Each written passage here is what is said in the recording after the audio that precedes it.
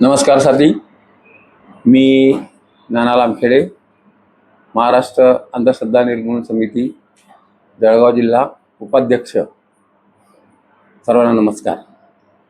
आज जर आपण समाजाचं अवलोकन जर केलं तर आज आपल्यास असं आढळून येतं की अशोक खरातसारखे अत्यंत अल्पशिक्षित असे लोक समाजातील ज्या दीनदुबळ्या स्त्रिया आहेत किंवा ज्या रंगल्या गांजलेल्या स्त्रिया आहेत, महिला आहेत, यांना विविध आपले चमत्कार जे प्रत्यक्षात नसताना देखील त्या ठिकाणी आपल्याकडे आकर्षित करून घेऊन त्यांच्या कच्छेफी लागल्या आणि अशा या भोंदूबाबांकडून या ठिकाणी अशा स्त्रियांचं, पुरुषांचं त्या ठिकाणी आर्थिक आणि शारीरिक शोषण त्या ठिकाणी करण्यात आलेलं आहे। हे निश्चितपणे एक चिंतनीय बाब अशी समाजामध्ये आपल्याला आढळून येते।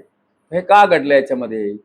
तर या ठिकाणी या अशा अल्पशिक्षित असलेल्या भोंदूबाबा या ठिकाणी त्याने अत्यंत उच्च पदस्थ, उच्च शिक्षित असलेले अनेक अधिकारी वर्ग त्या ठिकाणी, त्याचप्रमाणे संविधानिक पदावर कार्य करणाऱ्या व्यक्तींना सुद्धा त्याने आपल्याकडे या ठिकाणी आकर्षित करून घेतलं आणि त्याला अशा प्रकारे एक प्रकारचं राजकीय सामर्थ्य त्या ठिकाणी मिळालं।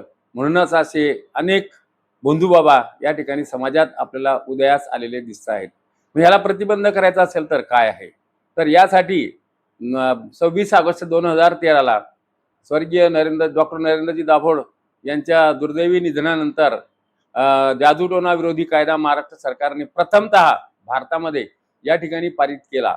परंतु या कायद्याचं म्हणावं तसं ज्ञान हे सामान्य जनतेला त्या ठिकाणी नाही आणि या अज्ञानापोटीच या ठिकाणी अशा भोंदूबाबांसारख्या लोकांची त्या ठिकाणी फावतं आणि ते यांचं त्या ठिकाणी या सामाजिक घटकांचं त्याच्यावरती अन्याय त्या ठिकाणी होतो। म्हणून माझी या निमित्ताने एकच विनंती आहे की सामान्य जनतेने सुद्धा हा जो जादूटोणा विरोधी कायदा आहे या संदर्भात आपण त्या ठिकाणी माहिती अवगत करून घ्यावी आणि आपल्यावरती जर अन्याय आणि अत्याचार त्या ठिकाणी झालेला असेल तर आपण संबंधित पोलीस ठाण्यामध्ये जाऊन त्या ठिकाणी अशा भोंदूबाबा विरुद्ध आपण तक्रार द्यावी।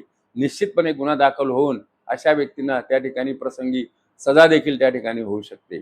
त्याचप्रमाणे आज आपला महाराष्ट्र हा फुले शाहू आंबेडकर यांच्या विचाराचा महाराष्ट्र या ठिकाणी आहे आणि आजच्या आपल्या या शिक्षण पद्धतीमध्ये सुद्धा वैज्ञानिक दृष्टिकोन हा गावाभूत घटक या ठिकाणी ठरवलेला आहे। त्याचप्रमाणे आपल्या संविधानामध्ये सुद्धा वैज्ञानिक दृष्टिकोन बाळगणे किंवा पाळणे हा एक कर्तव्याचा भाग आपला या ठिकाणी आहे। म्हणून त्या दृष्टीने सुद्धा सामान्य जनतेने जर वैज्ञानिक दृष्टिकोन जर बाळगला तर ते अशा या भोंदूबाबाच्या आहारी न जाताना ते जे चमत्कार दाखवतात त्या चमत्कारामागचं जे विज्ञान आहे ते जाणून घेऊन त्याच्यातील जी फोलता आहे ते निश्चितपणे त्या ठिकाणी कळून घेऊन त्यांच्यावरचा विश्वास त्याच्या ठिकाणी बसणार नाही आणि अंधश्रद्धेचं आपोआप निर्मूलन त्या ठिकाणी होईल।